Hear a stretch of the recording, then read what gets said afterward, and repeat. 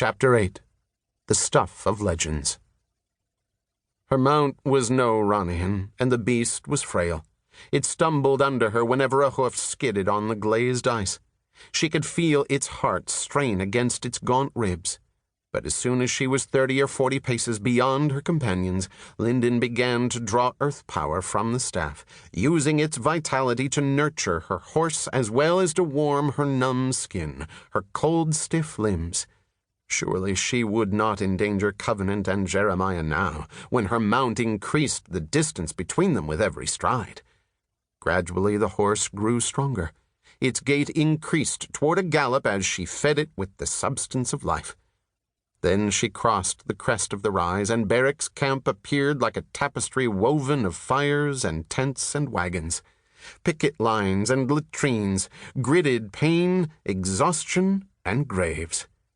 The encampment seemed huge, although she knew that it was not. The surrounding dark dwarfed it. Nevertheless, it was all that the night contained. The larger host of Barrick's foes lay beyond the reach of her senses. Even the stars were lessened by the human multitude of the camp's fires. As she crossed the ridge, she was already near enough to see individual figures, dim, tottering shapes that moved among the tents and campfires. Most of the tents were small, hardly big enough for 2 or 3 warriors to share their meager warmth, but a few were larger. Mess tents, perhaps, or command posts. One of these occupied the center of the encampment. Linden guessed that it was barracks. However, 3 of the tents were the size of pavilions, and their burden of suffering drew her toward them immediately.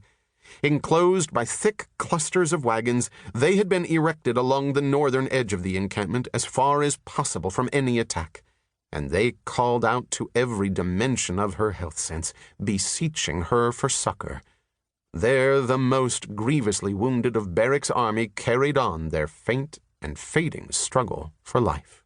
Linden was an unskilled horsewoman, but she knew enough to turn her mount's head so that the beast directed its lengthening strides toward the pavilions. At the same time, she urged more power from the staff to protect the horse from slipping on the treacherous slope. In that way, she